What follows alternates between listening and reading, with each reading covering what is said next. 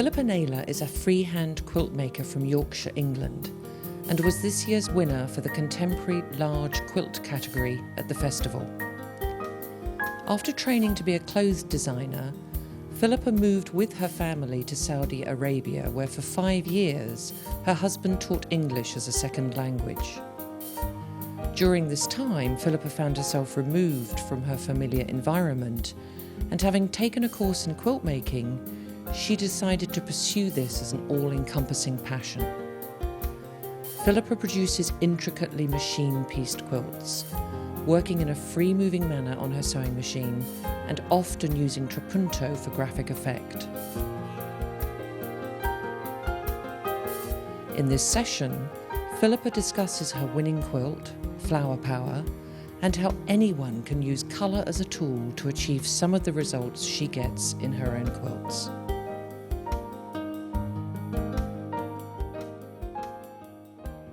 Hi, my name's Philippa Naylor and I'm stood next to my quilt Flower Power, which has just won the Contemporary Large category here at the Festival of Quilts.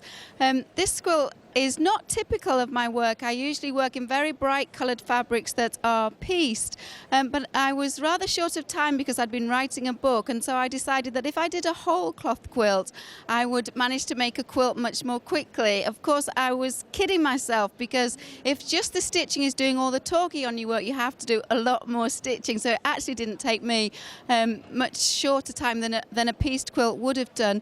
It is based on traditional quilts of the northeast of England, which were whole cloth quilts, just one piece of fabric heavily stitched to give a design. But I use a domestic sewing machine and use free motion techniques to create my quilts.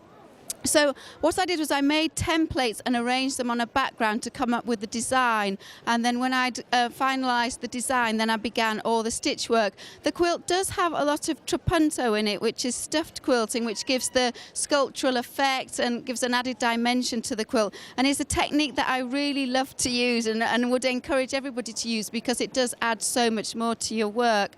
The colour is all created by using coloured threads. It's just white fabric, but coloured threads in oranges and greens and yellows give some more additional interest to the piece.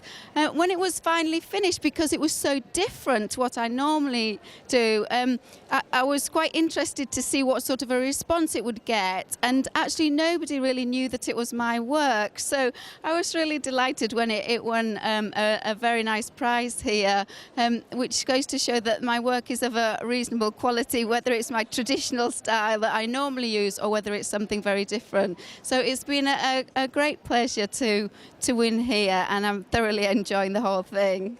Contemporary Large category is obviously large quilts that are not traditional but not particularly art quilts, so they're somewhere between. I always see them as quilts that have a traditional background but have moved forward in some way. So this obviously is contemporary in the fact that its actual styling of the design is modern, with all the curved flowing lines. The use of a sewing machine for free motion work also makes it a much more modern piece of work rather than traditional, and the use of coloured threads on a white background also gives this a more contemporary feel.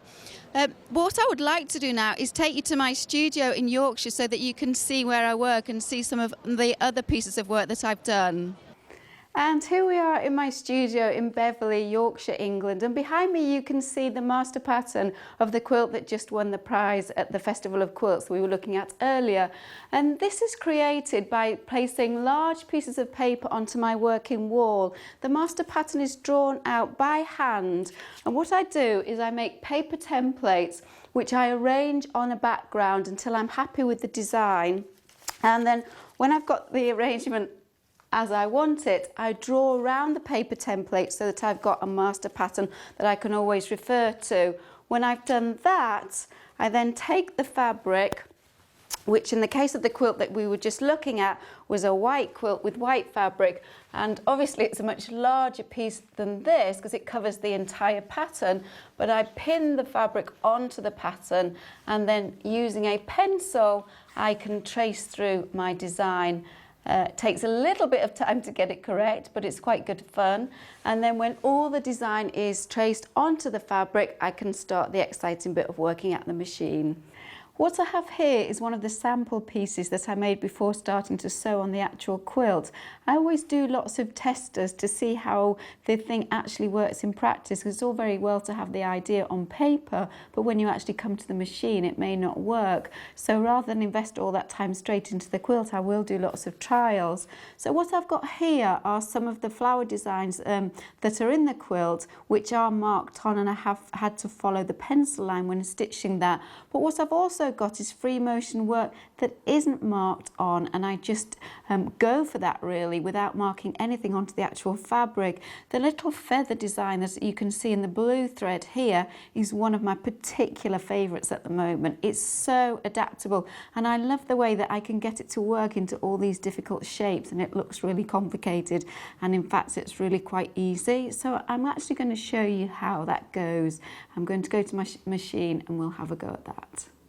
I'm just about to start doing some free motion sewing, and I have dropped the feed dogs off my machine. I've got an open toe foot which gives me really good visibility at the needle point, and I've got a nice polyester thread in the top of my machine which is going to give me a lovely sheen to my stitching. I've actually got the same colour but a cotton thread in the bottom, so I've got yellow on the top and also yellow underneath. What that means is if my tension is not absolutely spot on, you're not going to notice. So I'm going to drop the needle down into the work, and I'm going to bring the bottom thread through to the top by turning the balance wheel towards me, so I get a little loop that I can pull on, and then I can bring my bottom thread through to the top. I always want my bottom threads on the top, because anytime they get stitched, they get left underneath, they'll get stitched down and it'll be really ugly. It'll be like spaghetti, you'll never be able to untangle it.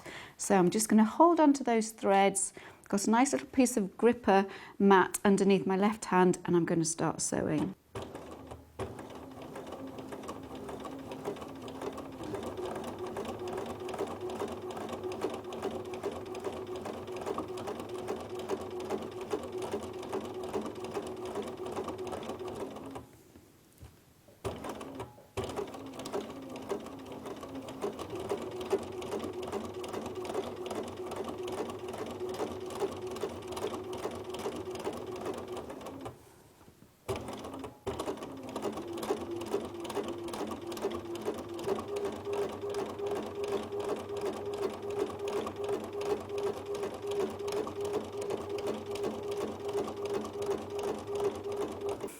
You can see that I'm working quite slowly, and I do tend to work at a slower pace than most free motion machine quilters. I actually taught myself to do free motion work because I was living in Saudi Arabia at the time and there wasn't anybody to teach me, and nobody told me what speed to use.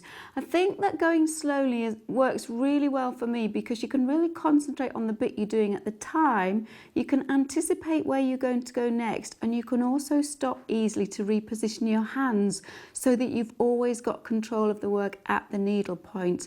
So have a go at slowing your work down and see if that works for you. I think you might quite like it.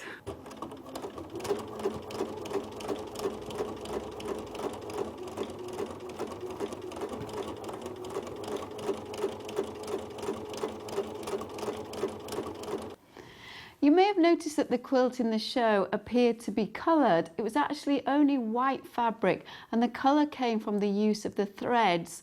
And the reason that that came about was this was the quilt that I made previously to the one in the show. And this is a large star-shaped quilt, and I really sort of agonised, should I use a white background or a black background for the quilt? And I decided in the end that I would do a white background and that I would use coloured threads.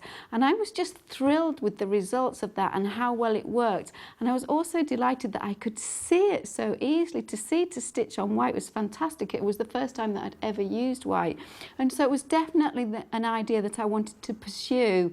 And I think it will continue to pursue in my future work because it really gives you another exciting dimension that I hadn't even realised was possible. So it was a very fortunate accident that I chose to use white and not black in the background of this large star quilt. It's been a great pleasure to invite you into my studio for a brief look at what I actually do. I love working on quilts, and I hope that's reflected in the work that I do. I feel that I spend a lot of time working away on my own, and then it's a great pleasure to me to send my work out into the world to share with other people. And so I hope you've really enjoyed seeing a little bit of my studio and seeing my work at the Festival of Quilts. It's been my pleasure to share it with you.